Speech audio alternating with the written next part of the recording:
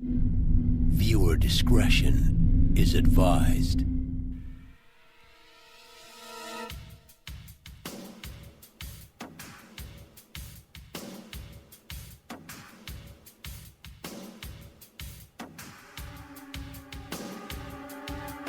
Up next, two adult men go missing from their own podcast. It was horrible. People just didn't know what to make of it. Victims of foul play? Or did they run off to be in another podcast? My first thought with the black glove was not another OJ. For weeks, there were many questions, but no answers. Wait, I killed the motherfuckers. Until their co-host finds evidence of something gone wrong. In another episode of the After School Special True Crime Podcast.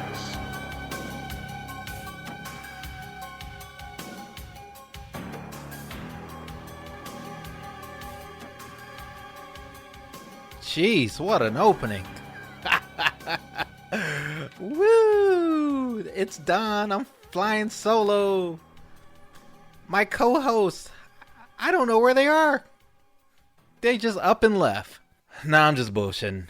However, I'm all here on my lonesome, and I got things to say. Woo! Drinking wine. It's a great day. Yeah, I was never a good singer. However, man, those true crime podcasts, man, I'm not gonna front. I made fun of them before I actually listened to them, and I listened to them on the way back from a recent trip from Chicago.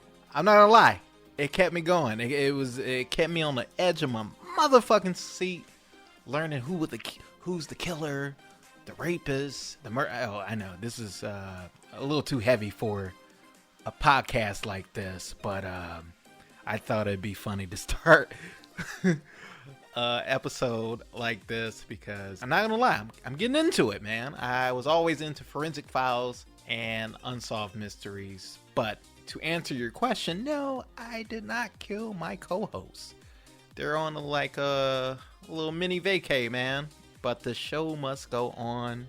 This is Don. You're with me for, I don't know, a minute or so. And then after I talk and ramble on about my shit, I'm going to put on an extra episode that we did probably in the beginning of the making of this podcast, which was like in August of 2020, when we basically saved each other from insanity of just being inside, isolated from everybody. We couldn't see anybody. And we just try to make each other laugh. And we just came up with this podcast, in case, you're new to the show. But anyway, like I said, man, I'm getting into these true crime podcasts. I was listening to Dateline podcast about a few episodes, like I said, on a long road trip from Chicago. You think it'd be funny if we fucking do a true crime podcast? I don't know. I don't think we can keep a straight face. Not because the shit that we're talking about isn't heavy enough. It's just, man, we always have this thing about us, about our friendship with Staff Man and Aaron and of course me, where we'll talk about something really dark, but it'll only last like a couple of minutes, man. Then I don't know if it's something like a nervous energy we have about us, but we have to break it up with something funny as fuck. But exciting things are happening, ladies and gentlemen, friends of the show. In a few weeks or so, I don't know, you guys, I think you are at the point where you want to see us, right? I mean, who wouldn't? Well, unless you think we're ugly. We do probably have a face for radio, but that's okay. We're going to do some videos, put it on YouTube, so you can see our beautiful, ugly faces while we do this podcast, at least at some point. I don't know. I'm just talking shit. I'm by myself here, trying to carry a show. I'm really like a bass player in a band. Aaron's like the lead singer. Occasionally, John's the lead singer or the drummer. And I'm like John Paul Jones from Led Zeppelin. Killer fucking bassist. Could do anything. Play the keyboard, mandolin, I think. I don't fucking know. Love Led Zeppelin. But when John Bonham died, the fucking band died. And This is like me trying to be John Paul Jones carrying Led Zeppelin. But anyway, not that we're as good as Led Zeppelin, but you get the picture. But exciting things happening for the show. Thanks again for listening. But how about that fucking fight over the weekend, man? Deontay Wilder, Tyson Fury. Anybody had Deontay Wilder? Like me? Probably not. Yeah, I lost a lot of money. I shouldn't have bet on that guy, even though I knew he was going to lose. You ever like bet on something that you knew was going to lose, but in my heart, I wanted him to win. Not only because I liked him, I wanted to see another fight. And I felt like if Deontay Wilder, if he lost again, I'm not going to see another fight, because all three fights have been great.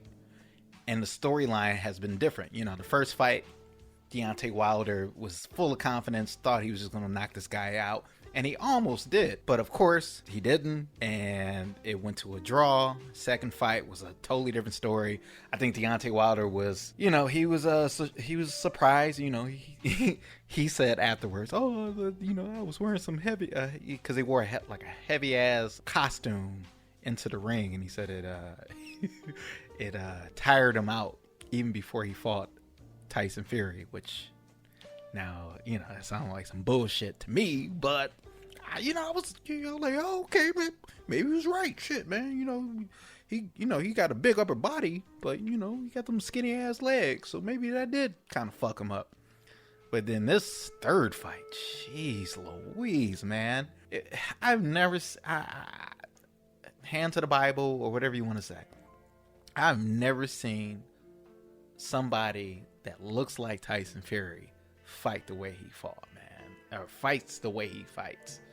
Jeez Louise, man, to move the way he moves, he damn near moves like a middleweight, like fucking, I mean, I know this is blasphemous, but I haven't seen really anybody fight like him as a heavyweight since probably Muhammad Ali. I don't think he's as good as Muhammad Ali, but he's intelligent. He's strong. He can beat you in so many ways. He doesn't have to knock you out. Just like Muhammad Ali didn't always have to knock you out, but he could. But his whole shtick, his whole style, Muhammad Ali, was movement, the freedom of movement and adapting to his opponent. And I think once he saw that he can survive Deontay Wilder that first fight, he knew like he was the heavier man.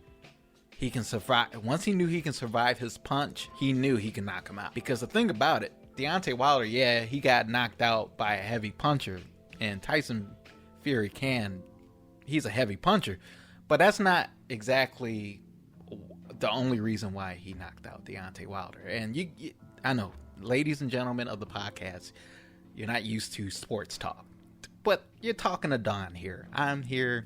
The other guys aren't here, so I'm just gonna cheat a little bit and talk about what the fuck I want to talk about. Mainly, I love sports, and this is the thing that I know I probably listen to a lot of fucking sports analysts talk about this, but in my own little peon brain of seeing it, Tyson Fury knew that he can just use his weight and just lean on him, and if he did that long enough, those heavy punches that ordinarily probably wouldn't knock Deontay Wilder out in the first, second round, once he just warmed down, man. And Deontay Wilder, for his credit, he tried to box him. And in the third fight, however, he kind of did what Mike Tyson did with Evander Holyfield when he fought him the second time. If you recall, Evander Holyfield was a great boxer, Olympic gold medalist boxer who outboxed Mike Tyson. He had that pedigree, but Mike Tyson is a heavy puncher. And the thing about it, Mike Tyson was a great boxer in the beginning of his career, but then, his trainer Customato died. And then subsequently, he kind of like got, this is well documented. He kind of fell apart after that a little bit. And then he went to prison, and then he came out. He wasn't the same fighter.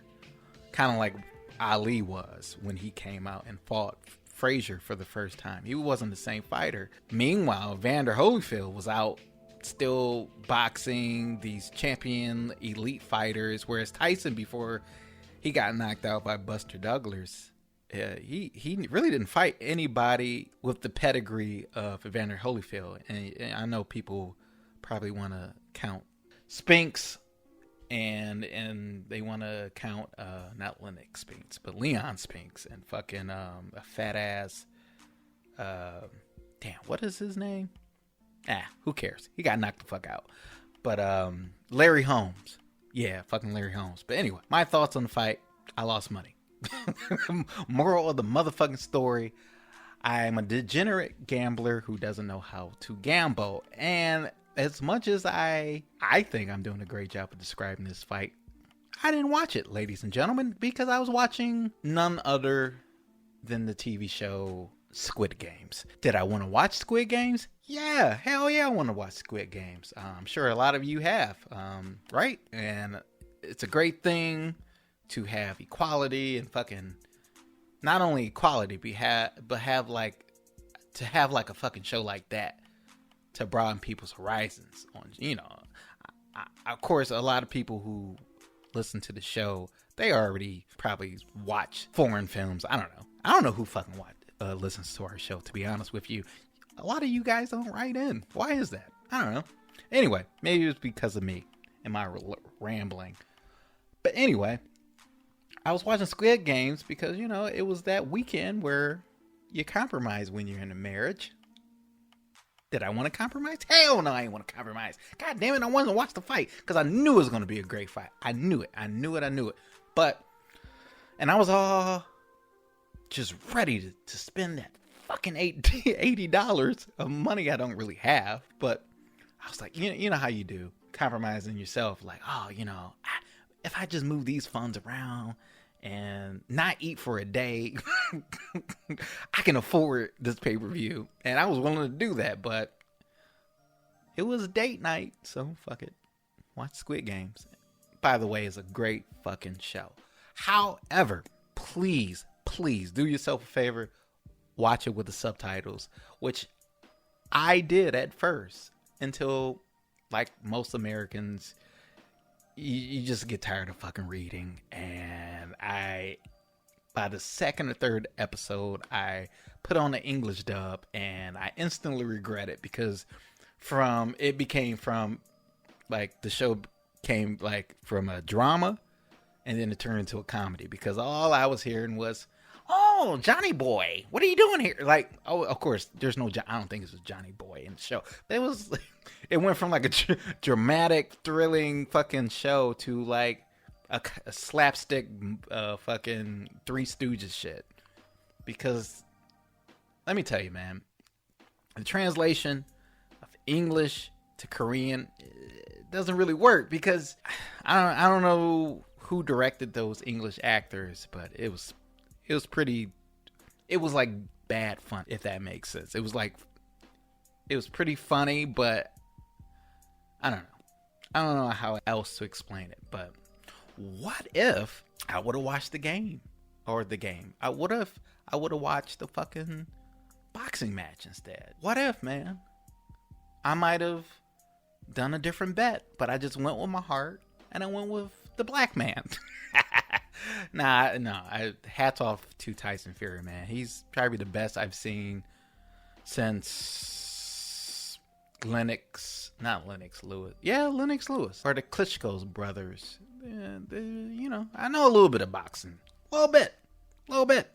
And speaking of what if, man, I've been watching this Marvel What If series. Oh my goodness, man. That shit is so great. How many of you have seen that shit? I know the guys, John, Staff, Aaron, they probably have seen it, but man, I'm very late to every fucking thing. I saw the Killmonger episode where Killmonger saves Tony Stark instead of him becoming Iron Man.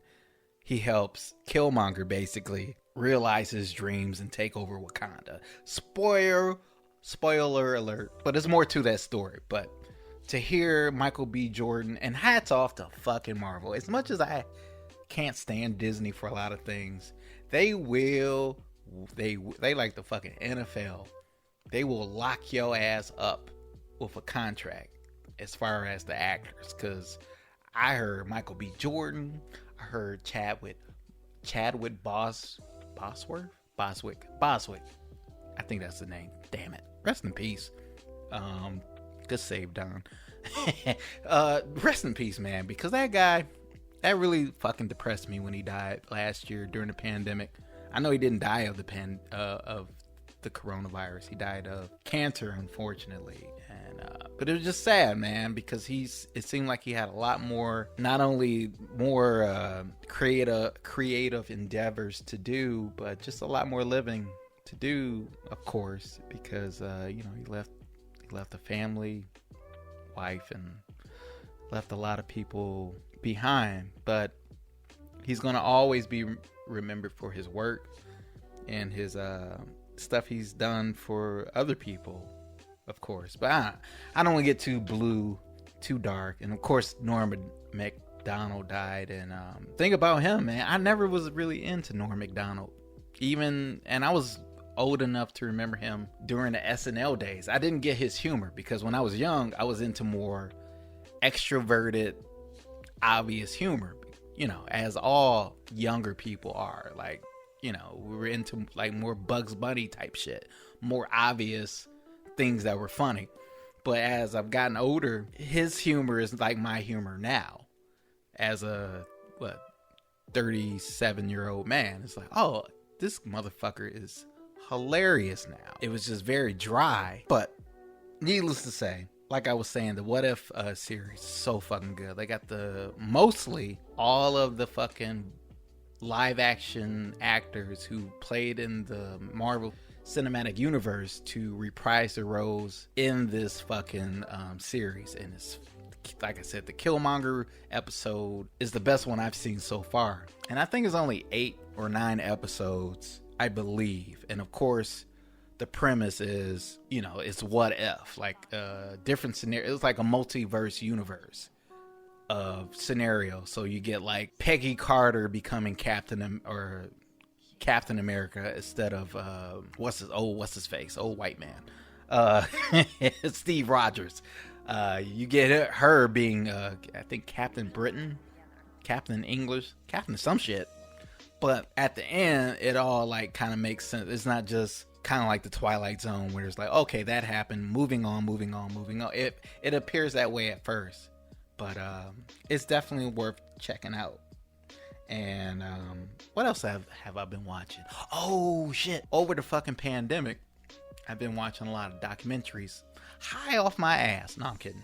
Well, mostly high off my ass. And one I saw was called Heaven's Gate, Coat of Coats.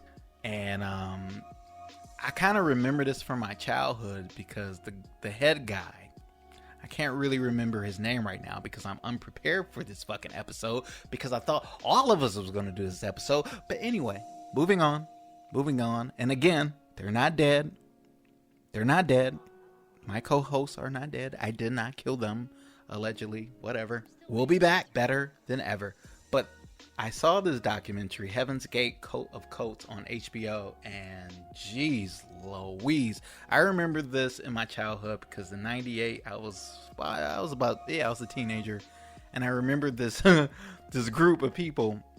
I just remember this because when they died, the reporters were like, "Oh, and it appears they were wearing all Nikes. Somehow that signified their ascension to the other plane." Or I was like, "What?" I was like, "What the fuck is Nikes?" Damn. I don't know why that grabbed my attention because I'm not a sneakerhead like I used to, but I used to wear Nikes quite a bit.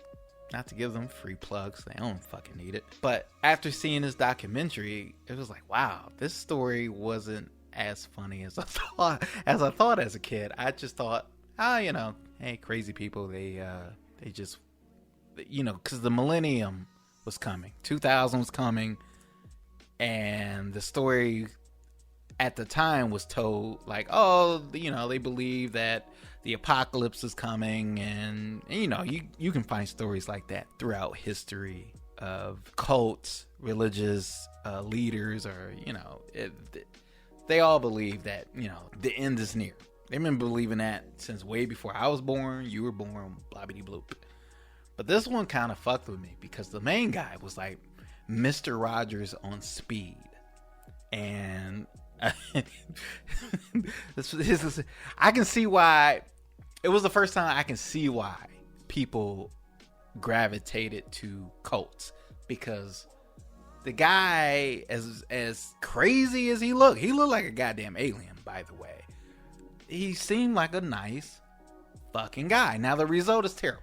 And if you're a family member or a relative of these people, you don't think he's a nice guy because the result was your relative is dead. However, it didn't feel like he was trying to trick anybody. It didn't seem like he did this cult for money.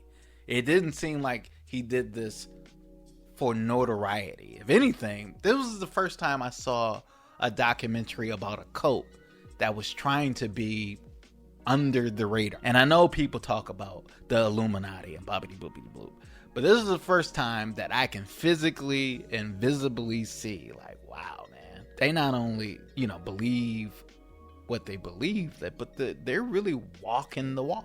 And at the end, you learn that, the cult believes in the UFO stuff and how they interpreted the Bible, like the spiritual and the stuff that was happening in the Bible, the miracles. I don't know why I said it like that, but the miracles in the Bible were done by like UFOs that like planet human beings here, and then they were gonna like pick us up later in their spaceships and shit like that. All shit that's believable. But this was the first time where it was like, wow, man, they criticize the guy all you want. Criticize those people all you want. But they lived a life like a monk. Like these Buddhist monks. Like they didn't really sought any fame or fortune. And I gotta say, they achieved their goal. Their goal was to kill themselves or, ascend. They definitely achieved that, I guess. But anyway, moving on. God damn it. See, this is probably why I don't talk as much on the podcast as the other guys, because I get a little blue. I don't know. My comedy naturally goes there. However, like I said, man, it's worth checking out, especially if you're on edibles or something. I don't know. Anyway, don't do drugs, kids. Don't listen to me. What the fuck do I know? But anyway, watch the Squid Games. Those people that played those actors, actresses, well done. My hat's off to them. Watch it on an English dub. And the funny thing about it, getting back to that documentary, I know I said I was fucking moving away from it, but the thing about that documentary, I remember talking to my wife and I was like, wouldn't it be funny if for like half your life you're one gender and then the other half, and I don't want to get people riled up and mad at me, but I mean like physically, if your body changed into another gender. So like, you're born with a dick for half your life, and then the next half you're like, whoa, your dick just falls off. Boop, boop. I don't know if it sounds like that, but whatever. Just follow me. And then you grow a vagina. And some of you might know people like that. I don't know. Fuck it. Like I said, I'm not going there. I know politics or anything like that. It's just, if that happened, like if that was in our physiologically, I can't speak. But if that happened, wouldn't that be weird? That your hormones would just change in an instant. So like for me, for example, I'm married to a woman. Half her life, I would be a man. Half her life, she would be a woman. And then the next half, boop, my dick falls off. And then I'm the woman in the relationship. And then she becomes the man. I wonder how that would look like. Some might say that's already the case because I do a lot of female things. I don't know. Something to think about. Something to ponder while you listen to me. I gotta say though, I feel like I could easily transition to that. I gotta say, I love women as a man. I love being a man. I love being a black man. However, man, sometimes don't you kind of want to take a break a little bit from like gender roles? I don't know. You think that women sometimes they want to feel the soft breeze on her balls? No, I'm kidding. They want to know how that feels like. Like, oh yeah, I don't know. Sometimes I kind of want to feel that, like to have boobs, like real boobs, not just the man boobs, but the real boobs. I wonder what's that's like. And now, one thing I don't want to know about is periods. I don't want to know about that. You can leave me alone with that. Leave me with that shit. Like, what's one thing they don't want to know about us? I mean, we are disgusting as men sometimes. I don't know. Colonoscopies, we gotta get those. Please get those. Speaking of Chad, Black Panther, yeah, didn't he die of that?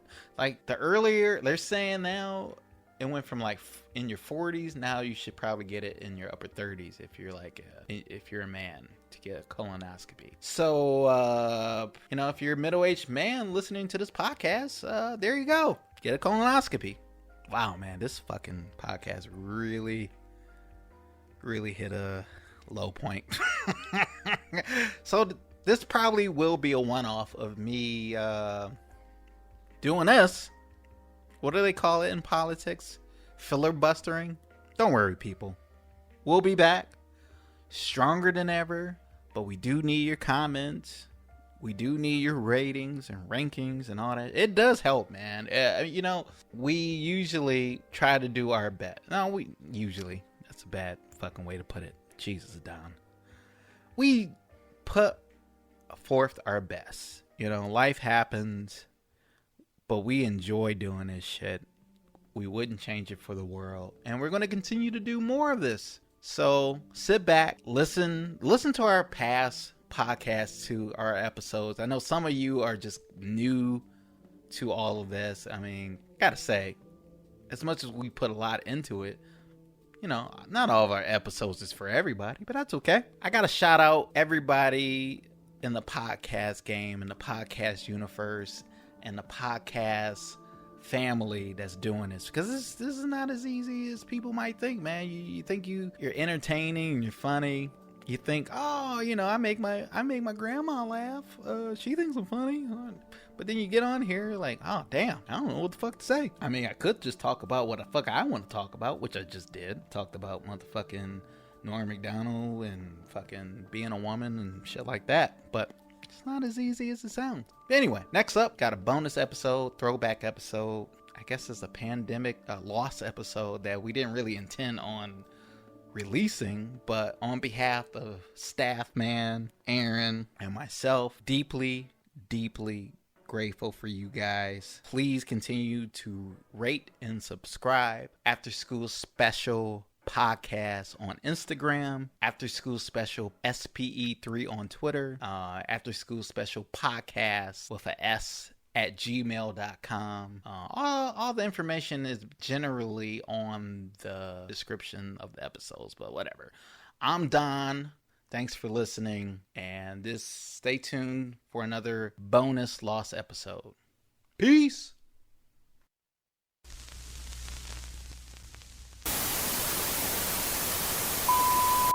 Well, real quick, so what we were talking about, fucking Tiny Toons. I called it. Yeah. I called it last week. Yeah. It's dumb as shit. I hate Hollywood. I fucking hate Warner Brothers. Fuck you, Warner Brothers, for trying to ruin my childhood. Well, to be fair, they have been using different iterations of the Looney Tunes for ages. And they've been trying to find a market for them, too, because now Looney Tunes come on HBO Max. And it's a little old bit... ones, right? No, these are new episodes that are a little more up-to-date, where it's the same old characters, but they're a little more tech-savvy. So, they do... So, Warner Brothers has been trying to find a foothold, because what's Disney's real competition when it comes to animation? What is their real competition? The only competition back in the day was Looney Tunes. And that's all Warner Brothers. Yep. And Disney has been able to stay relevant. Consistent. Yep. Yeah, because here's the thing that I find interesting. Mickey Mouse has been in every iteration of animation, and they have these new Mickey Mouse shorts that come on YouTube that are so damn funny, dude. Like, it's funny and it's relevant to adults and kids. Like, it's not vulgar or anything like that. It's pretty funny, dude. I like it, but I just don't know how the Looney Tunes or Tiny Toons, for that matter, how do they even adapt? And you're right, man. Like, they should come up with something else new. And you did call it because we were talking about Animaniacs too. So. Oh, real quick, welcome to Ass. After school special. Yeah. Don, what's going on over there, man? You're looking like there's something about to fall on top of your head. Yeah. Well, to anybody who's been listening so far, I moved, and this new place had, you know how you get used to new sounds and people walking up. You know, the old place, I recorded upstairs. This time I'm downstairs. So there's people above me basically walking, and I'm just getting used to the new place. I'm it's totally a new atmosphere that I'm trying to get used to. Hopefully you're not hearing it on the mic. I haven't heard anything yet. I am. You could just pretend it's, spooky ghosts or something. It's a ghost. It's Halloween season. It's all good, buddy. Yeah. No, talking about that, and then, oh, God. Well, like, this is not going to be a themed episode, per se. Yeah. It very well could be us talking nostalgia, comics, whatever, or me just yelling into the mic about, the global elites taking over the world. Which is my passion. That is my passion. Yeah.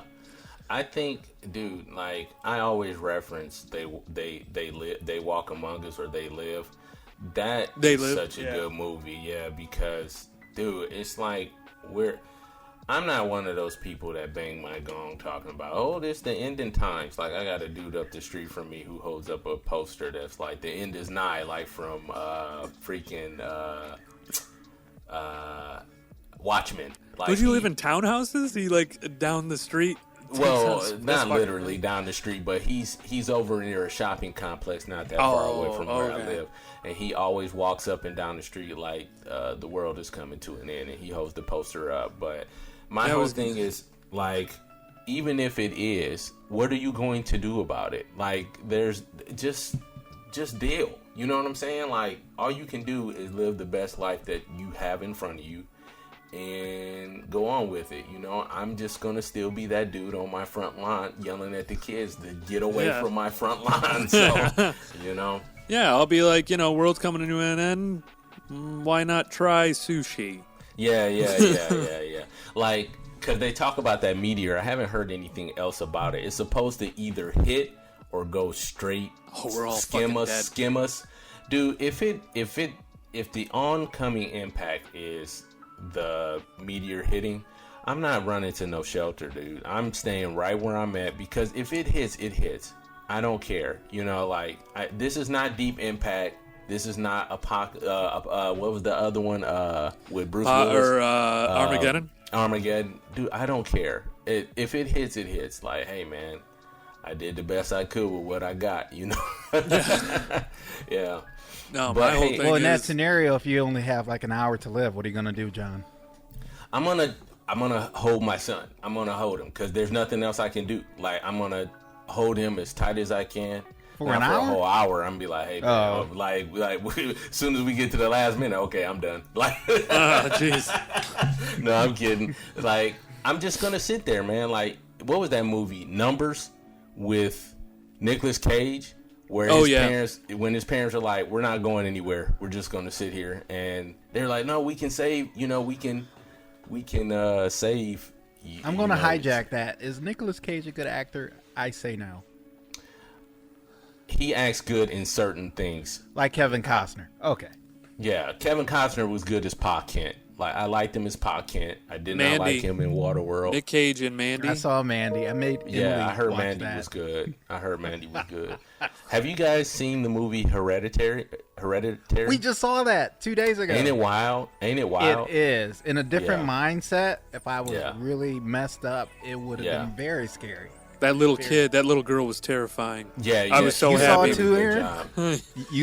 I saw it in theaters, and yeah, no, fuck that movie. I still want to do my movie with the character being black, and he's like already in the know when it comes to horror.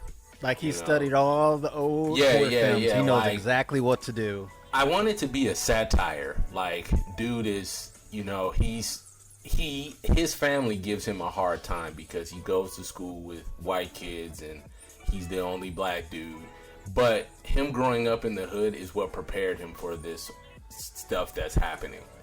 And I think it would be so funny to have a black kid in that environment where, all the white kids are like, oh no, let's go hide in the graveyard. And he's like, are you a fucking moron? No, that's what I thought. I had an idea for like a paranormal investigator that was a black guy that like, well, of course I couldn't write for a black guy, but it was just more or less everyone was asking, he's like, hey, we're going to go into this haunted house. And all he would just say is, fuck that. That was it. That would be the end of the movie. That's the end of the movie. Just fuck that. Yeah, I remember Marlon Wayans kind of did that when he made his own, not scary movie, but another one. Oh yeah, they did, that was based on Paranormal Activity. Remember that? Yeah, because when the house was haunted, and they found out. And they were getting ready to move, and he was like, "Bitch, there's a ghost here." He was like, "Oh damn, I can't sell the house. It's new. We're gonna get killed on the morning. Like, I gotta stay." Man. That would be funny for me, like to see the quote unquote homeboy who gets mocked by his family for hanging out with white kids and being a quote-unquote sellout, but it is his hood upbringing that is what makes him a survivalist. I would love to see something like that, I'm going to go around the horn. What's your favorite 80s scary movie? Or what do you think is the best of the 80s? 80? Okay. All right.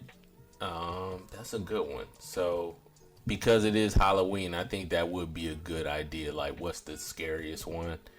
I'll tell you mine. When I was a kid, it was probably the first Nightmare on Elm Street with Johnny Depp.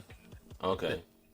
I don't think mine's not 80s. Actually, I'd have to look it up. Well, I was going by that decade. Then I was going to say 90s and 2000. I think... Damn, I don't know, mine's man. 70s. Mine's 70s. I saw it when I was young. And I was terrified out of my mind. Texas Chainsaw Massacre. Yes, that's I never saw the original one. That's a scary my God, it is absolutely terrifying, and it was brutal. We talked about Exorcist. If we're talking about 70s, The Exorcist. Linda Blair. Always. Yes, that's a good one. If we're gonna talk about horror, I want to say we touched on it last week, but as a kid, it did mortify me. It was The Fly. That scared me as a kid. And you brought that up last episode? Yeah, man. I forgot how scary that was. That Fly was scary. First off, big shout out to Jeff Goldblum. He is probably one of my favorite actors. Zaddy. Yeah. He's one of my favorite actors. And I like how it's usually Jeff Goldblum being Jeff Goldblum in the movies. It's not him really being in character. It's just him being him. And who's the best actor of like doing that, like just being themselves? Because when you say that, I Christopher picture Walken. like Christopher Walken, Denzel Washington, Denzel Washington, Walken, yes. Robert De Niro. Robert De Niro is another good one. Al Pacino. Who's another good actor? I remember in that movie, I think it was Revolution or something, where you had like a British accent for like literally the first 5 minutes of the movie, and that just disappeared. Same thing with Kevin Costner. That was Al Pacino. Kevin Costner did the same fucking thing in Robin Hood. Yes. How do they get away with that? Because they can. They're not really acting, are they? They're just being themselves. They're such notable actors. The directors are like, man, I'm not gonna fuck with this dude. Which brings up 2 points for me. So the first point is Robert De Niro played Frankenstein in Kenneth Branagh's version. Did you ever see that? So it's De Niro as Frankenstein. Oh, yeah. with a British accent, I got with a that British movie. accent. So De Niro. So it's that one. The other one is Francis Ford Coppola, Dracula. If you watch the behind the scenes, Gary Oldman, who plays Dracula in that movie, is having an argument with Francis Ford Coppola in full Dracula regalia. It is the funniest thing I have ever seen in my life. So it's Dracula with the wig, with that big wig and the red outfit on, and he's arguing with Francis Ford Coppola, and they're arguing over how to go about doing the that scene. was what, 92 or 90? It was. Yes. That movie scared me too. And a matter of fact, it would have been on my list as like top 5 scary movies of all time if it wasn't for another person who can't help but be himself, and that self is bad acting, Keanu Reeves. Oh yeah.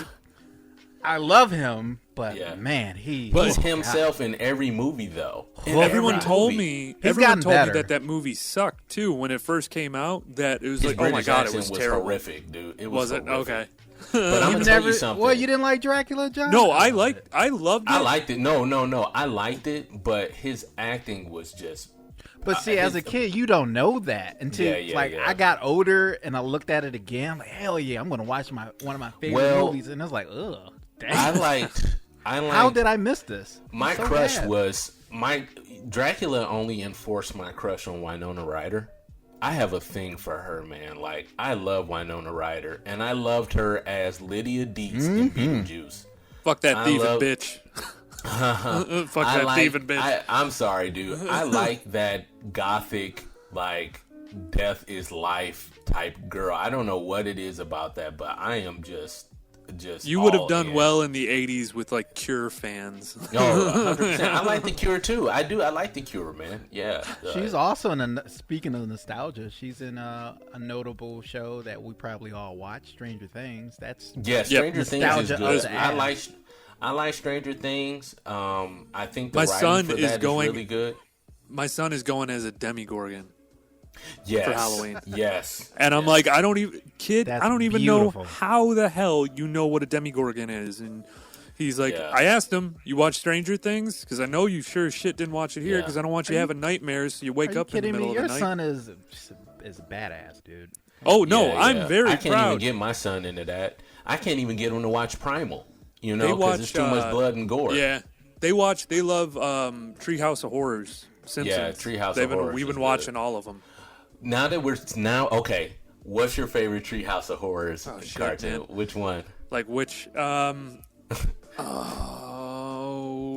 like the dolphin one. The dolphin one. Yes. Mako, speak. Hello. Yeah. Okay, Don. What's your favorite Treehouse of Horror? We're talking about Simpsons here, right? Yeah. Ooh, I think I might be thinking of something else. I hope I got this right. When the aliens come and basically fuck up the election. Oh, yeah. That's the one I was going to say. Because I'm thinking of that right now. I was thinking of that one right now because King and Kodos are like, what are you going to do? Vote for a third party? And Ross Perot is like, yeah. That's so funny. Or the one where Homer gets trapped in this alternate reality and then he gets like pooped out into Homer 3D or something. Yeah, I like that one too. My favorite episode is The Devil and Homer Simpson when Ned Flanders shows up with the donut and he's like, the instant you eat that last donut, your soul is mine. And he's like, I'm smarter than the devil. You are not smarter than me. I'll see you in hell yet, Homer Simpson. And he wakes up in the middle of the night and he eats the donut. And he's like, oh my, are you finishing something? And when he sees Bart and he's like, hey Bart, hey. I used to have all the volumes of like the Simpsons books for like almost all the seasons. I was obsessed with that. And Treehouse of Horror. Like the comics? Yeah. No, not the comic. Well, I had a lot of Simpsons comics, but no, they were just the books that went over every single episode. From seasons, I think it was like 1 to 15. Yeah. I had like all the volumes. and I was going through and whatnot, and Treehouse of Horror, like, that was something that we grew up with. My mom wouldn't let us watch it because, you know, you'd have Marge Simpson in the first couple come out and explain how scary everything is. And my mom was like, no, you have to go to bed. Yeah. And then the next year she let us watch it. It's like, oh, it's not that bad. Oh, the other good one is it The Shining? The Shining. Yeah. Don't you mean Shining? Do you want to get sued? Do you want to get sued? You want to get sued? Do people still watch The Simpsons? I mean, I don't know, man. It's kind of... I don't watch the new seasons, but I watch all the old seasons. I watch, like, especially 1 through 15, but specifically 1 through 9 were the best episodes. And I think those are the ones that Conan O'Brien wrote on as well. Yeah. Which I like you're Conan, right. man. I like Conan. He's funny, dude. Like, he's funny without trying. You know, like, that's, at least to me, you know. He's like the new Dick, or not the new, but he's like Dick Cavett to me. Back I remember Dick Cavett. Yep. Very easy to talk to. Yes. Because I feel like the other guys... I think I lost all of our audience. Yeah. I'm not knocking... I feel like the other guys have to try a little harder. I'm not knocking Jimmy Fallon or Kimmel. I like them respectively, but Conan stands alone, you know, at least I'll knock him. I'll tell you right now, man. I think they both suck. I think Conan is actually looking more and more like Dick Cavett every day with his long-ass hair. Yeah. Like, he looks like a, I don't know, like he's going to move to Vermont and get a Subaru and 2 Dalmatians, and I think I've used that joke before. Is he still in New York? No, he's in California. Have you ever seen his Comic-Con episodes? Like the ones for Lord of the Rings. But he did a spoof of Game of Thrones. Spoiler alert, he was the Red Witch. And when he took the ruby from around his neck and he got really old. It was so funny, dude. I remember that episode. That messed me up. Yeah. And then the other one was Conan did Mad Max Fury Road, where he's playing the guitar when they're on their way to Comic-Con. I remember that one. That's and my just like, favorite part, man. My man was jamming. Oh, I know, dude. Like, that was did you like Mad Max Fury Road? Did you guys like that? Oh, yeah. It was amazing. I loved it. I liked it, too. They're doing a spinoff called Furiosa. Yeah. And they didn't even include Charlize Theron in it, which I thought sucked. But I heard that she bumped heads a lot with Tom Hardy. Yeah, that's what I heard. Yep. Yeah. I heard Tom Hardy is pretty hard to work with because a lot of those actors that do character acting, they kind of like, it's a method. So you either love it or you hate it, you know? Yeah, he when you see him get in a role, like we watched Bronson the other night. I don't know if you guys have seen it. I've heard of Bronson, both the real person and the movie. The man was insane, and Tom Hardy took it to like another level. I was even saying he's one of the most talented, but with that, there's going to be difficulties in probably anything he does. I know he had issues with Shia LaBeouf on that one movie, the brothers movie, the Cowboys, they're brothers or something. Or no. Oh God, what is it? Prohibition or something. Prohibition, yeah, it was a Prohibition movie. I can't remember what the hell it was called. Is that the one where he has a twin? Is that the one? No, that's the Lawless. Yeah. That's about the Cray twins. Yeah. Two London mafioso types. Yeah.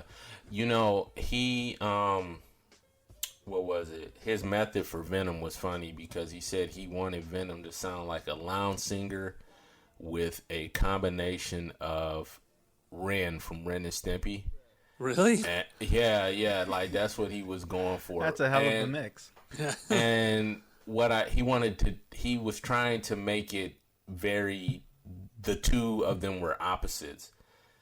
And I don't know, man. I like Venom. I'm pretty sure other people might say something different, but I liked Venom. I liked him as Venom, but I don't think that was enough to save that movie. But I agree. Okay. I think the reveal at the end is pretty interesting. The character they picked for the next one. But I would like to see that particular character of Venom go against the current Spider-Man, which, by the way, they're getting ready to introduce the multiverse, which I'm excited about. So, yep. I hope they do something like since they're introducing. Well, I'm assuming everyone knows the name of the second Venom movie. That's Carnage. Yeah, and it's about Carnage. I hope they do a maximum Carnage based off of that series, that comic book, and I remember that video game. Yeah, I remember that. That who was the art director on that? Was that don't tell me. Was it Todd Todd McFarlane? You talking about Todd McFarlane? Was McFarlane on that one? I don't know. I'd have to look if they have webbing or anything like that. You can tell that it's Todd McFarlane when you see the detail of the web, and how many Actually, I think that might have been Todd McFarlane. I like Todd McFarlane, man. I love his Spider-Man. Yes, awesome. Spawn. His Spawn series was phenomenal, man. I liked the concept behind it, and since we're talking about comic books right now, I gotta. Google tends to let you know the things you might like, so it also lets you know comic books you might like too, which I find disturbing, but whatever. Before you move on from Carnage, he's I just Google searched it. He's a brother. I didn't know that. Yeah, Carnage. I never knew that. Currently, I guess. Oh, currently. I know. Yeah, that's what it says. Yeah. All right. The first one. Well, you know what, man? Within that series, these different iterations, because a lot of people don't know about Spider-Punk. Spider-Punk is black. I thought he was white, but Spider-Punk All right, you lost me. Who's Spider-Punk? So Spider-Punk is a alternate reality where the hero got bit by a toxic pollution has taken over. He's gotten bit by a irradiated spider.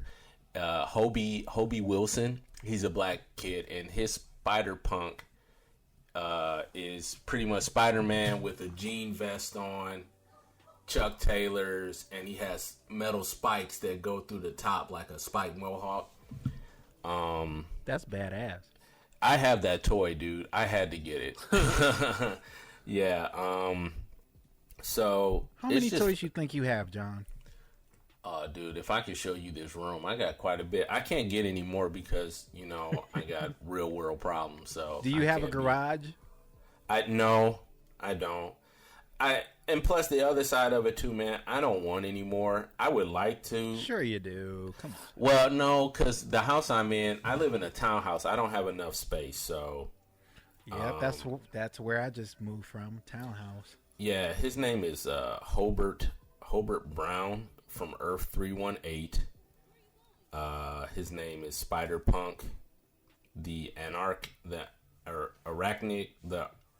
Spider-Man, punk rock Spidey. Let's see. So this is what he looks like, if you guys can see that. Wait, that's what he looks like? Yeah. Is that? I was gonna say maybe. Are you sure that's him? I'm 100% sure. Okay, that's him. let me just be the first one to say, and please do not take offense, Jonathan. That looks dumb as shit. I was going to say maybe because we're looking at it on the phone. Maybe it looks different if you look it up. Yeah, because I couldn't tell if he's wearing a costume or if that was. No, he's wearing the costume, but his mask is off. So this is what he looks like with the full regalia. Okay, that looks better. I don't know. It looked like it looked weird. So no, that, Aaron. So in this realm, Hobie Brown became the Spidey totem because if you've read the comic, it's a totem. It's not necessarily the radiation. After being bitten by a spider irradiated by illegal waste dumping, he proclaimed himself Spider-Man and began to fight for freedom alongside his new friends Captain Anarchy and the Hulk, Robbie Banner. So in this realm, they're fighting against corporate corruption and all that. And the Venom in this realm is a corporate businessman. So it's pretty interesting. Yeah. Do you think kids still read comics nowadays? No. Probably not, because it's not. I think print is dead, which is sad. Isn't that weird though? With all these comic book movies and shows coming out, they're getting it from cartoons. is based off. Yeah, what's that? they're getting it from cartoons, and the thing is with comic books, I've noticed that it's from like fathers or even mothers that introduce it to their kids. That's about it. Yeah. Okay. So there was something I read this morning at 7:30 that I thought was interesting. They're getting ready to introduce Moon Knight. I don't know if you guys know who Moon Knight is. So Moon Knight is going to be played by Oscar Isaac, and fans were in an uproar because he's not a Jewish actor, and the Moon Knight, the hero, his faith is very important to him in this series. So they were like, we love Oscar Isaac, but we don't like the fact that he's not Jewish. It was like all over Twitter, like they lost their minds over this. Which makes me ask this question: does an actor necessarily have to reflect every aspect of it's acting? You know, it's like Denzel Washington when he played Malcolm X. He wasn't a real Muslim. Sorry, folks. You know what I'm saying? Are we talking religion or are we talking skin color? Like race? Skin? No. Well, here's the thing: skin color matters. Yeah, I mean, if Moon Knight is a person of color, then yeah, a person of color should play him. But then when we get into the religious aspect, because Oscar Isaac has gone on record saying that, you know, he's a Christian and his faith is important to him. So people on Twitter were like, well, there you go, he's not Jewish. And I'm like, but he's acting. Maybe this is a bit of ignorance, but I thought, you know, Judaism is a religion, but it's also a race to be a Jew. I don't know. I always get confused with that too, Aaron. Yeah. Shit. I mean, I consider you're right. It's your faith, but it's not your. I don't know. Israeli, maybe. That's where it's. I think maybe. Yeah. I don't know. I'm not sure. I don't want to sound ignorant either, so I'm not sure. So fuck it. We're washing our hands. When this episode, yeah. When this episode comes out, if somebody knows, just email us. You know, educate us. You know, so it's gonna be like a long paragraph. You fucking idiots. Yeah, you guys need to get woke. You guys need to get woke. Right. Speaking of which, I don't want to offend anybody. Have you guys watched on Hulu Woke? I watched part of an episode, but I had to go. It looks pretty fucking good. Yeah. Have you heard about it, Don? What's that about? So Woke is about this black cartoonist who happens to not get involved with any of the protests and stuff like that. You know, he's trying to make it. So one day he gets accosted by the police, and it puts him into it pretty much what happens is they get him as the wrong guy, and he has something mental happens to him. So after everything is all said and done, inanimate objects start to talk to him. He's quote unquote woke at that point. So he starts to have like mental stuff going on where he starts hearing things talking to him and stuff like that. So it's live action, but it's like cartoon eyes and animation superimposed over real items. So I love when they do stuff like that. Yeah. Does anybody watch Lovecraft? Lovecraft Country? I didn't watch it, no, but I heard it was good. I wanted to see it. I haven't been able because I've been a couple other shows that I've been meaning to watch. The lead on there was the son in The Five Bloods, and oh my god, that's such a good movie. If you haven't watched it, rumor is that he may be playing a villain or maybe the main villain in the new phase, Marvel, like the Thanos was for the last phases. He's going to be playing the guy that's a leading actor in. Oh, okay, I can see that. He, you know, For All the Conqueror, is that? Is that what that guy? Kroll. Yeah, maybe. Yeah. Okay. So, what I was gonna say, dude, I haven't even heard about that. Well, the Oscars passed now, but Delroy Lindo should have been nominated for something for that movie. Oh, fuck yes. Dude, Delroy Lindo, who has been in quite a few movies, and you know him. He was in Romeo Must Die. He played Aaliyah's father in Romeo Must Die. He was in Malcolm X. He was also he's been in a lot of Spike Lee movies, I think. And the fact that, I don't know, he should have been nominated. I'm not saying Gustavos. The Gustavos, the dude that plays in Better Call Saul and Breaking Bad, not him, right? No, I don't think so. The Chicken Man? He was in, I'm going to tell you, he was in Crooklyn. He was the dad in Crooklyn. You ever seen Crooklyn? Oh, the black bald head guy. Yes. Yeah, he's very good. Yeah, he should have got nominated for that. And he was also in this really shitty movie that should have had better CGI, and a lot of people don't know it, but I know it. Congo. He was in that movie. You ever seen that with the talking gorilla? 95. I saw that in the theater. Stop eating my sesame cake. What's the worst 80s horror movie you've ever seen? Worst 80s horror movie? Yeah. Can I say Halloween 2, Season of the Witch? Fuck. Oh, that's a good one. Wait, was that 2 or was that 3? Oh, I don't know. I thought that was 2. I'm pretty sure. I think it's 3. That might be 3. Yeah. Did you know that Halloween was supposed to be an anthology? It wasn't just supposed to be about Michael Myers. That's why that one came out. Yep. Season of the And Witch. it was the worst one. I'm trying to think of. I didn't know that. So he was never supposed to go on. No, but he was so popular. Yeah. Yeah. I'm still trying to figure out. Can't replace him. Next Marvel movie villain. I'm trying to type this thing in because I typed in Crawl the Conqueror, and the two things that came up were Crawl, the movie Crawl, if you've ever seen that, which is fucking awesome. Sci-fi movie with a Cyclops guy. Damn, 83, huh? Yep. 1983. And then there's Call the Conqueror, which is the Kevin Sorbo thing. Oh, yeah, fuck Kevin Sorbo, man. Fuck him, dude. I used to watch Hercules.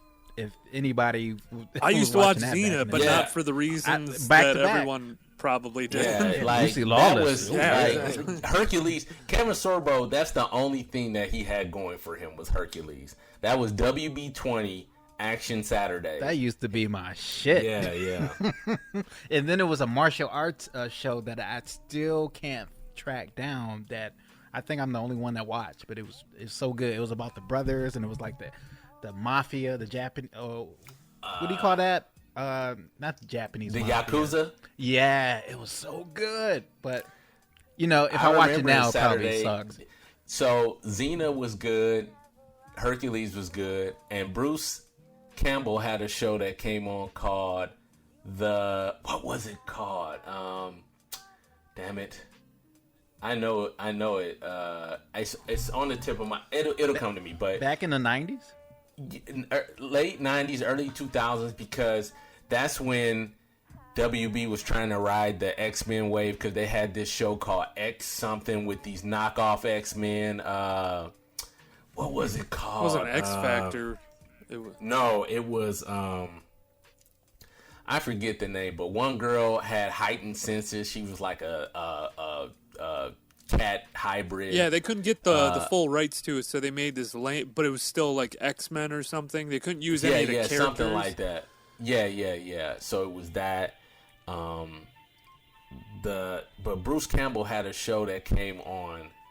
What was it called? And also it was Kang the Conqueror. Kang the Conqueror. Okay.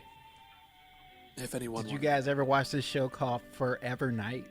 It was like, yes, Forever Night. Yes, I knew it, John. Yes, dude, the vampire detective. Yes.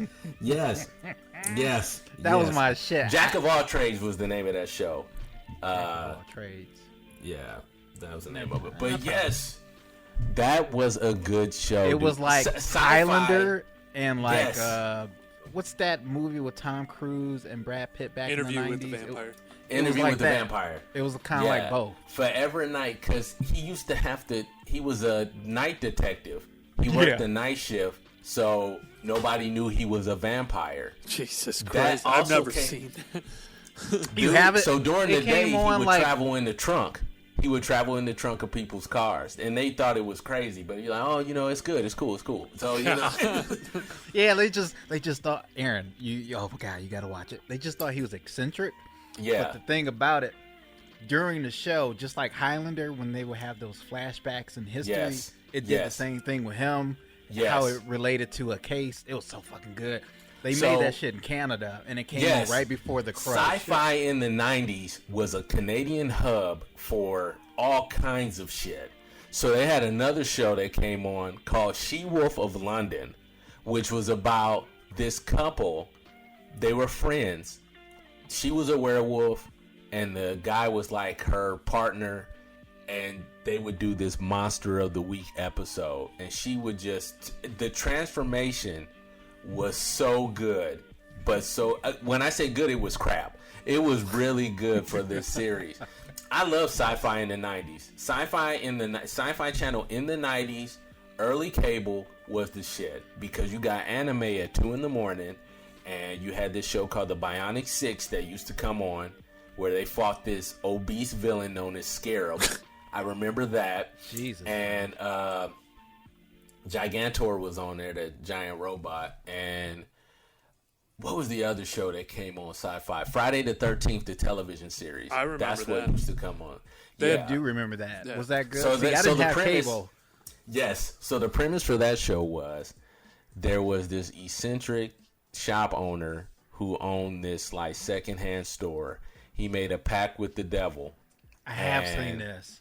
Yes, he made a pact with the devil to sell these things, but he reneges on the deal, and the devil comes to collect his soul in like the first episode. And it's so funny because the shop owner runs into the basement, and you see on the steps these fiery hoof steps coming down the stairs to get him, and it's laughing in the background. And is this show about also like the things he sells are like haunted? Is that they're haunted? Yes, yes, yeah. And the cousins. Aaron, you missed. And what's crazy about it? So much. And what's crazy about it is two cousins and their friend, and they have to track down all these haunted items before they befall humanity.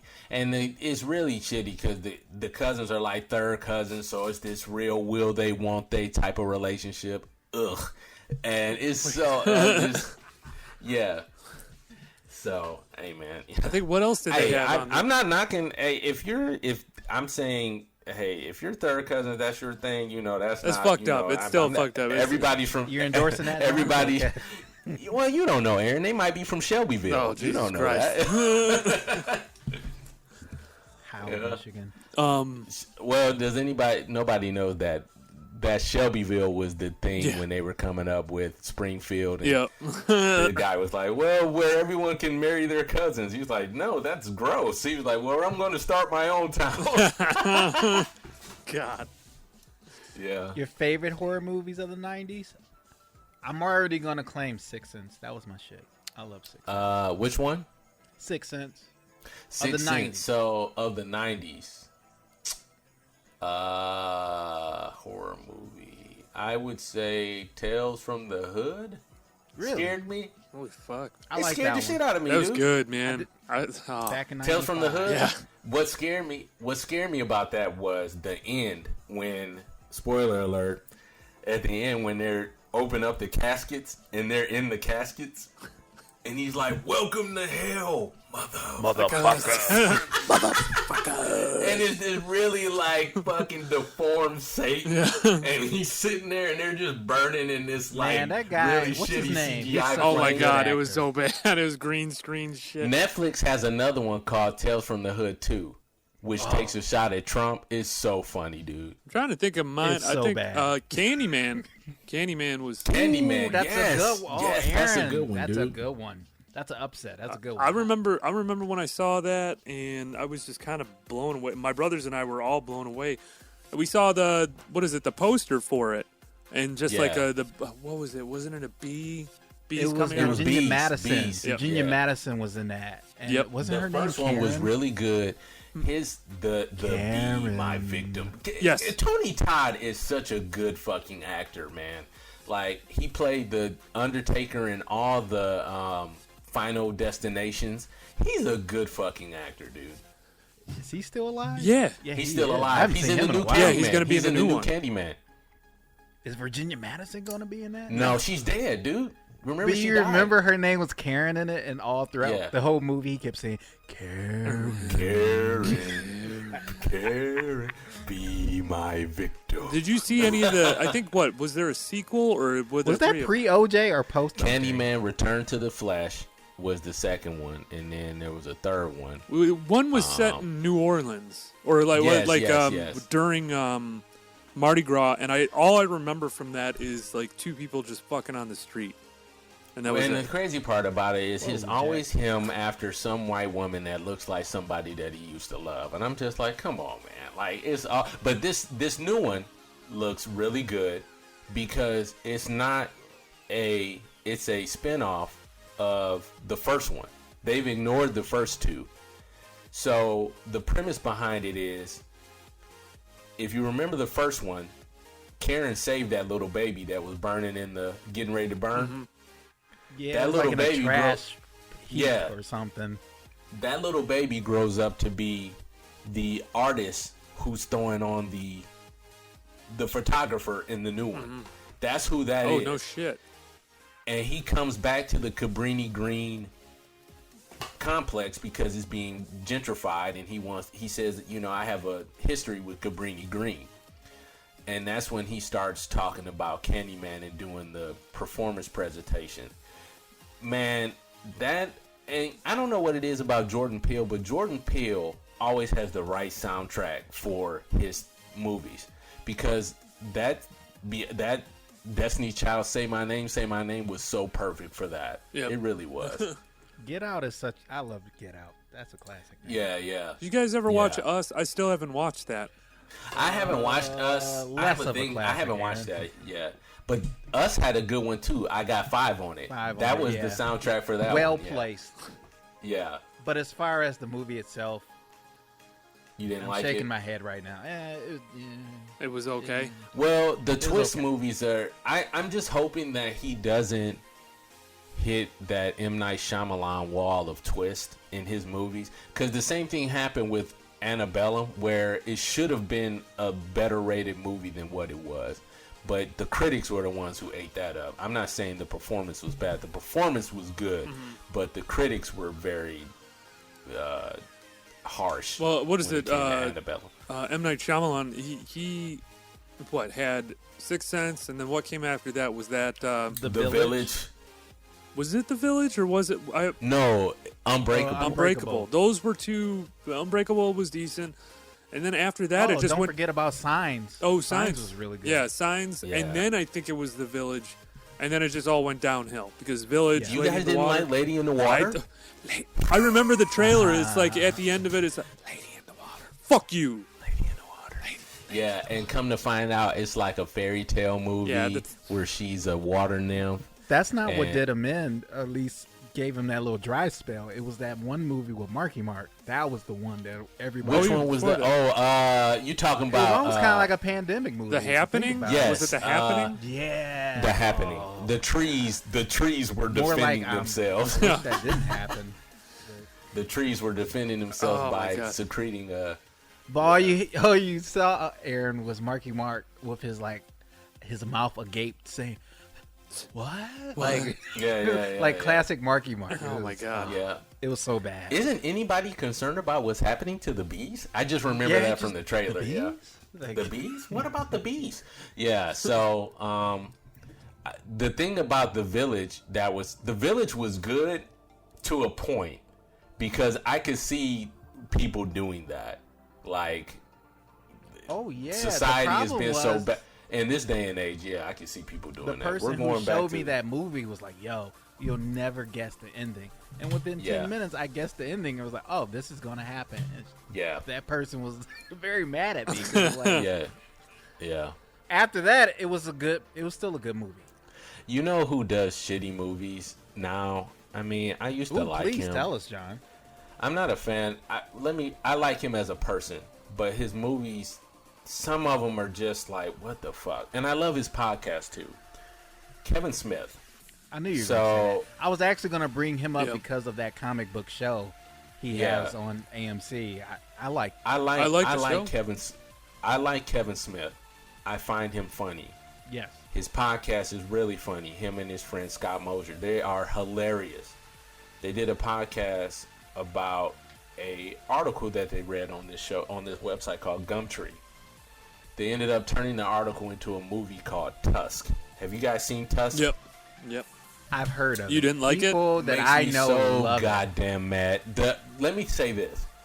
When they were brainstorming the movie in the podcast, it was funny because I was like, oh, they'll never do this. Oh, they'll never do that. And then I was like, wait a minute. They're really doing it? Yeah, I would have to say after Tusk, because then he had a couple other movies that came out, like ones with his daughter. Yoga Hosers.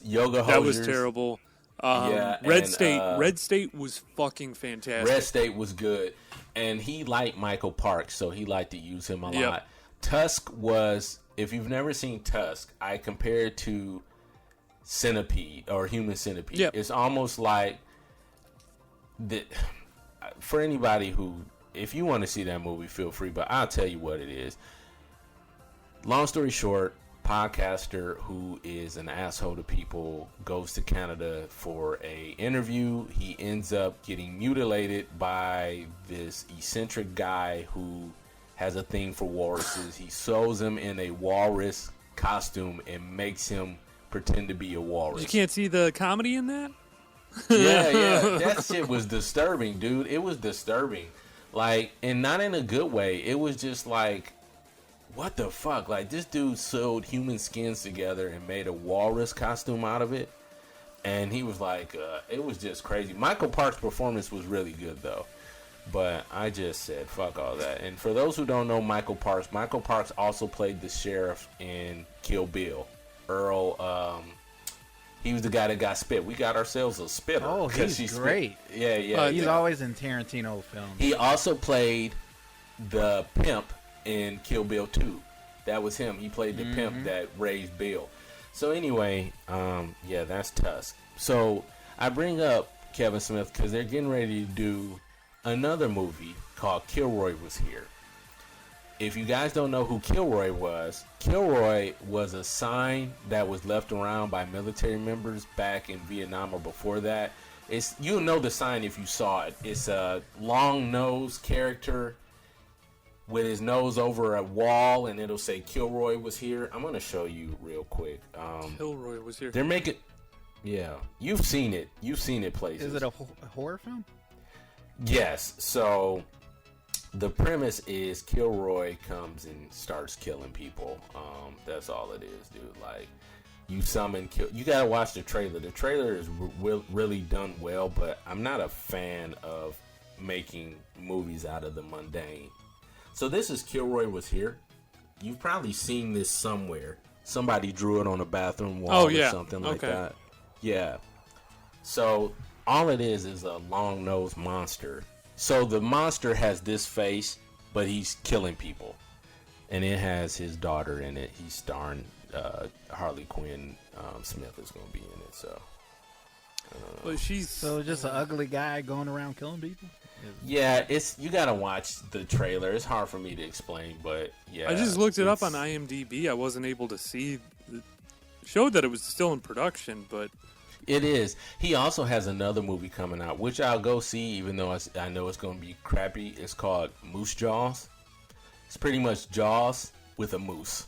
Moose Jaws. I think he's at the point where he's just like, fuck it, I'll make whatever I want. I did my shit. Well, he talked about that before on the podcast, which I thought was funny. I was like, oh my God. I'm a huge Kevin Smith fan from like I love Clerks, him, man. I love him. Mallrats, all that stuff. Clerks was good. Yeah. I'm not saying he's bad at what he does. I just said that I'm not. Some of the stuff I'm just like. Oh no, I completely agree with you. After Red State, I was kind of done. Like Tusk wasn't as bad as I think you're like how you think it is. I thought it was okay, but I could see where you're coming from. It was kind of ridiculous. Yoga Hosers, the most recent Jay and Silent Bob movie, that was really bad. My favorite movie from him is Chasing Amy, because who cannot relate to that? That's the one. I still haven't seen that. Really? That's good. That's with Ben Affleck. Yeah. Yeah, Ben Affleck and what's his name? Do you guys think it was premature for Ben Affleck to leave the Batman role? Absolutely. Yes. I love him as Batman. Because we might be in the minority, John.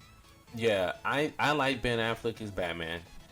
But did you guys hear about Robert Pattinson and the director getting into it on the Batman? No.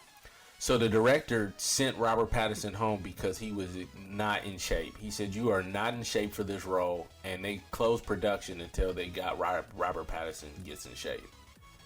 I read that in one of the articles. We read that he was saying that. Yeah. I don't. Wait, I don't was have this to be in recent? shape. Yeah, it's not that. It's probably a month or so old. Still, man, Really? I didn't know that. Robert Pattinson had COVID. Yeah, that too. So I think he put on weight, but not in a good way. So he wasn't taking it serious, I guess, because he did an interview where he was like, "Batman isn't a real superhero," or something to that effect, and it pissed. Yeah, he said, people "I didn't off. have to be in shape. I don't have to get into workout. I don't have to work out for this role." But then you see in the preview, it looked like he did do a little something. Yeah. Fuck that shit. You better take that seriously. You damn right. Dude. Man, fucking Colin Farrell is the Penguin. Wow, that makeup is amazing, dude. Like, I didn't even until you pointed him out, staff, that I didn't even know that was him. Yeah. I'm so excited about that movie. Oh my! And I like what's her name? Zoe Kravitz's Catwoman. She looks so hot, man. She looks so hot, man. Yeah. Lord have mercy. Her mom still looks good. Lisa Bonet. Yeah, she still looks good. Could you imagine being in that family? Lisa Bonet is your mother. Right. Lenny Kravitz is your father, and your stepdad is Jason Momoa. Are you fucking serious, dude? What would be the most bizarre parenting pair? Like if, Gary Busey, Billy Bob Thornton and Billy Bob Thornton and Angelina. What's her name? Angelina.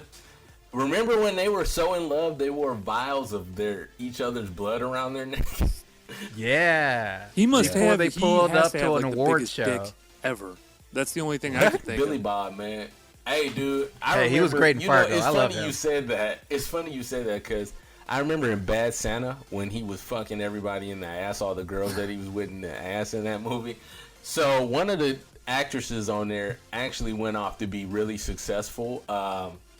She was in The Help, but she played a prostitute in that movie. And I just keep going back to her saying, "Fuck you, Willie, with your crazy ass. You fucked me in the ass. I couldn't shit right for a week."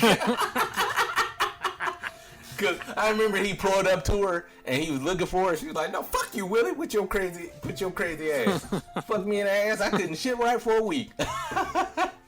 Do you guys watch Fargo? He's really good. He was really good in that season. Yes, I haven't watched it. Yeah, it was the first season of the show. So good. This new season. Did you guys watch the recent one? I'm watching it right with now. Chris Rock and I'm finally on that. I haven't watched it yet. I'm kind of waiting till it's done before I want to binge it.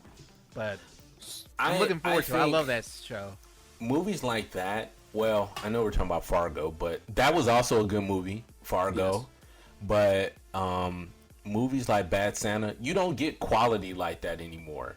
Like an original idea. I will say Mel Gibson's new take on Santa looks pretty good. The Fat Man. Yeah. It does. That Actually, looks good. now, what is it? Now you're saying we're bringing it back around because the first thing that we talked about was like unoriginal shit, like redoing Tiny Toons and whatnot. And the fact that Mel Gibson is taking a stab at that and trying to find an original idea, like I applaud him, even though he is a piece of shit as a person. Oh yeah. But he's done a lot of we're gonna see less originality coming out and that's for everything, I think, because everyone's kind of at a standstill with everything that's going on in the world. I know, man. Like I watched this movie called me and my wife watched this movie called Over the Moon on Netflix, which is a take on a Chinese tradition about the moon goddess and her husband. It's really good. It's musical, but a lot of people were kind of just taken aback by the performance, which led me to another movie that Disney is doing called Raya and the Last Dragon, and it's an Asian movie, so to speak, and it's kind of got the Last Airbender vibe to it. Like there's different tribes of different people. But you can tell it has Asian, what's the word I'm looking for? There's some Asian, people. Well, yeah, but it's you can tell it has that Airbender feel to it. The Asian, something I can't think of it right now, but a YouTuber ranted about the movie. Got him. A YouTuber ranted about it and how Disney is too busy trying to get that Asian money because China. China. Well, huge keep in mind Mulan didn't do that good. At least I didn't hear it did that well. What didn't do well? Mulan. Not a lot of people were. So there was a massive boycott because of everything that was going on in Hong Kong. Well, where they shot Mulan was where the Uyghur Muslims live and are being put into these camps. Yes. And it's very unfortunate because, China is pretty much indoctrinating them into what their belief system is. And if they don't, it's basically another Holocaust. That's what they're not saying. Oh, yeah. And people are getting killed because of their religious beliefs. It's crazy, dude. Every dominant country or first world country does that. They indoctrinate. Well, that's the thing, too. And suppress people. If the last thing we're going to talk about is, like, ideologies, you look at anyone. Okay. Like, you look at... let me do this. Bill Gates and his ideology, and he, a lot of the stuff that he talks about is great. But at the same time, every person that's in power, it's just human nature. Like, I would want people to, be more logical. Other people, I want to see what Elon Musk wants to put chips in our heads, to help. Which some of the stuff that he talks about is pretty good, but like everyone wants to influence culture in a way. My problem with Elon Musk is he's like the opposite of Tony Stark. He's kind of like. We all thought he was going to be the next Tony Stark.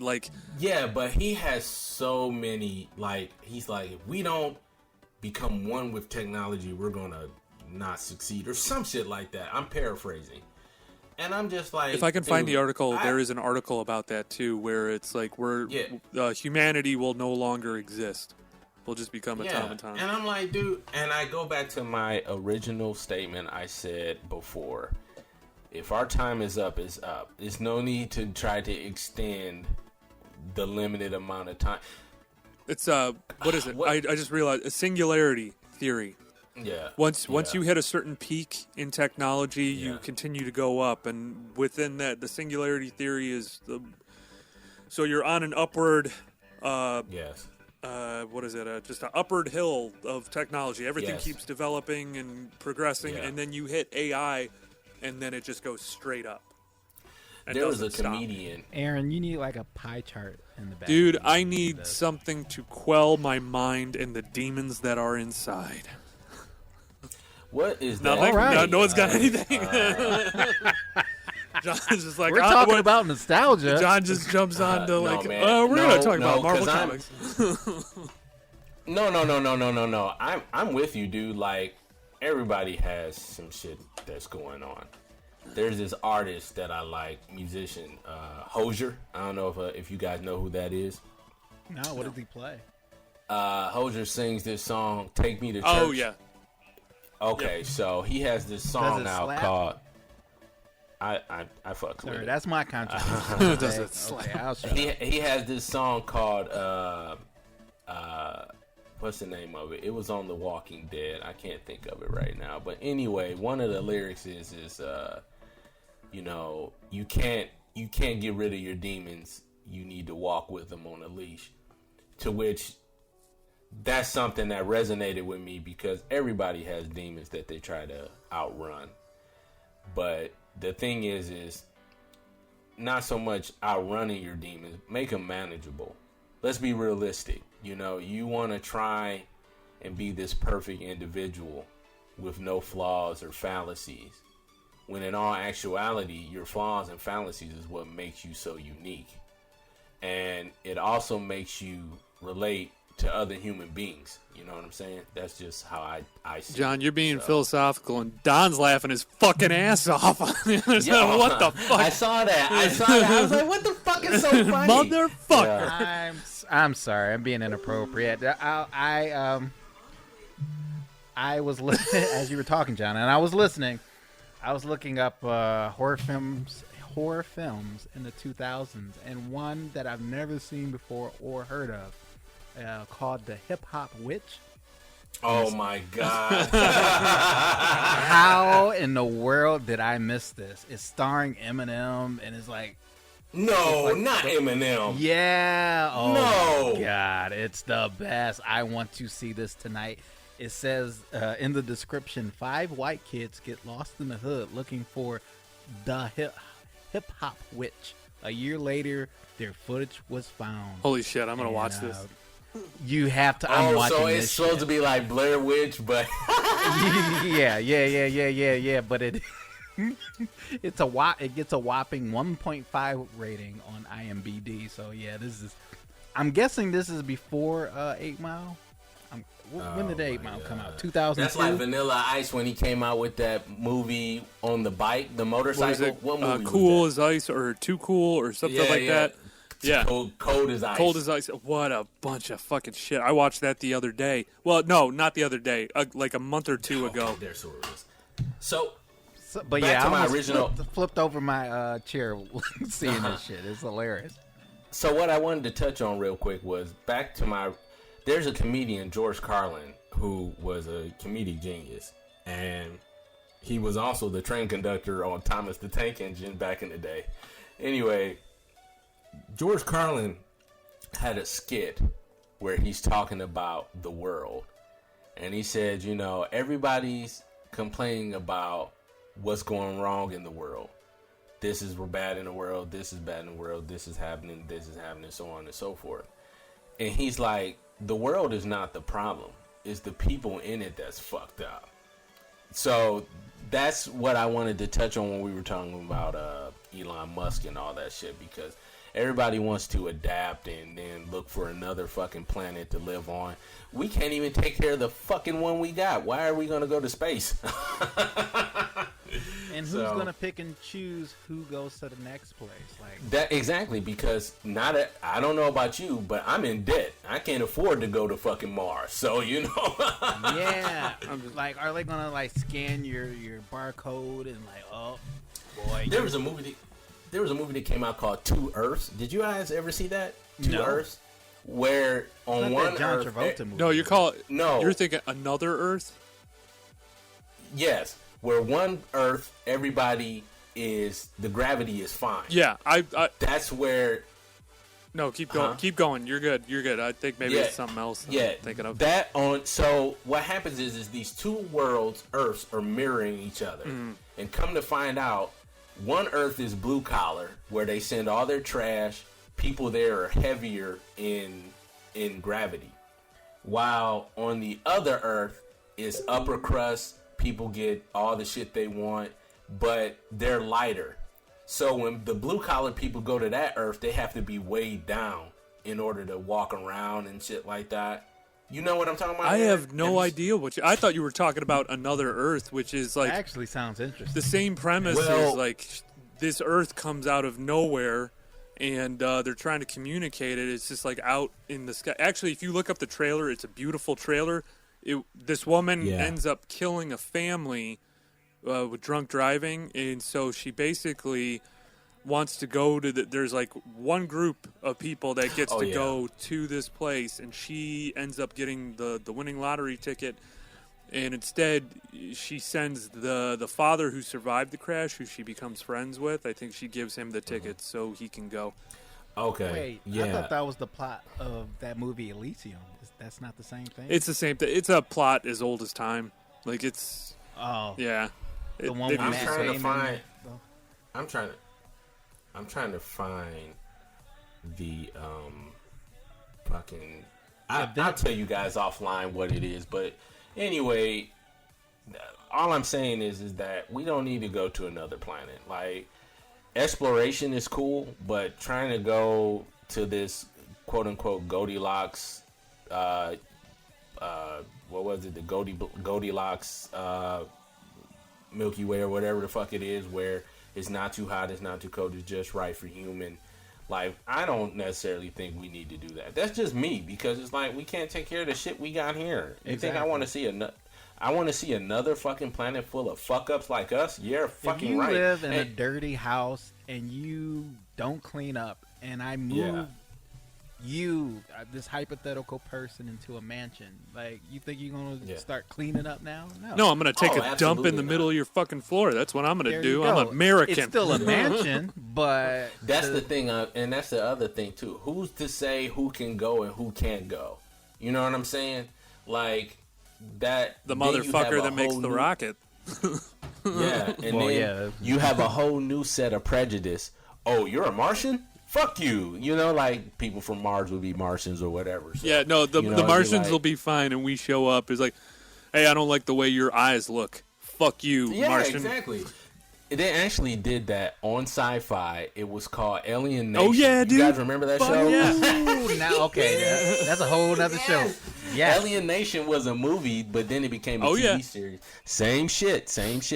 They were prejudices and all kinds of shit because the aliens were fucking there. They were doing blue collar jobs and shit like that. And man, Fox used to have some really good shows. Yes, it did. I think that was that Mandy Patinkin in that movie or show? I forget. Yeah. Anyway. Yeah, the 90s were great. 90s, 80s, everything was great. And then it's a spooky time. Yeah. I think I'm gonna end up watching the hip hop. What was it? The Hip Hop Witch. The Hip Hop Witch. You won't be disappointed, Aaron. Ja Rule's in it. We're going to have a Vanilla watch Ice. party, Aaron, tonight. Ja Rule. Man. Oh, my God. Who else? Vitamin C? Vitamin C is in it? You looked it up? Yeah. Isn't it great? Oh, my God. Rod Digga. I don't know who she is. I know who Rod she Digga was is. part of Busta I fucked Rhymes with her, crew. dude. She was part of the Flip Mode. Oh, okay. Flip Mode. She was like their female rapper. Mia Tyler, which I'm assuming is Steven Tyler, Liv Tyler's sister. That's the chunky one that I like. Yes, yes. Yeah. That's the plus size model, dude. She's gorgeous. Praz is in this? Oh, wow. Shit. Praz But from Fuji's. all right, guys. Well, Mia Tyler. Oh, go ahead. Mia Tyler was in Rush Hour 3 when Chris Tucker pulls the two chicks over and he has them like bent over the car, handcuffed and shit. Oh. Like, what you talking about? You 165? You more like 265 or some shit like that. Yeah. She's fine, dude. Charlie Baltimore, Spliff Star. I know all of the This can't be hot This can't be 90s like no fucking piece of shit ass movie. They rappers. got everything to do. All right, guys. Man, you guys Yeah. are welcome because I enlighten you with this movie. Yep, I'm gonna be watching tonight. I want to. Oh, they weren't filmed in it with their permission. Oh, okay. What is it? It's supposed to be like a documentary style. Preceding the film's release, Eminem's lawyer attempted to have the scene removed from the film and tried to halt its distribution. In 2003, Artisan Entertainment planned to reissue the film on VHS and DVD with artwork prominently advertising Eminem's appearance in the film. Before the film's reissue, Artisan recalled copies featuring this artwork without official explanation. So it's a parody. So they must have just did shit where they were getting them on camera without them fucking knowing. 90s. Gotta love 90s. Yeah. All right, guys. Well, anyway. Well, it's hope everyone has a decent Halloween, but we got to get out of here. Yeah. And hope we'll know next week the new leader of the free world, right? Is that I don't think so. I think we're going to be having 79 days of pure torture and civil unrest until inauguration day or whatever. Yeah, I think shit's going to go down. So if we don't see you after this, we're all dead. Hey.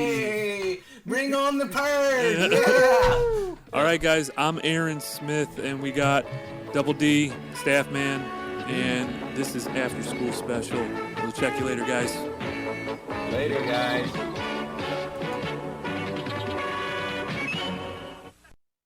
Hey, guys. It's Aaron. You think you could do me a big fave? Wherever you're listening to this right now, rate and subscribe. Find new episodes every Wednesday where you listen to podcasts. And look for us on all the social media sites and Gmail at After School Special Podcast at Gmail, After School Special Podcast at Instagram and Facebook, and After School SPE3 on Twitter. You know, you're born with a dick for half your life. And then the next half, you're like, whoa, your dick just falls off. Boop. Boop. I don't know if it sounds like that.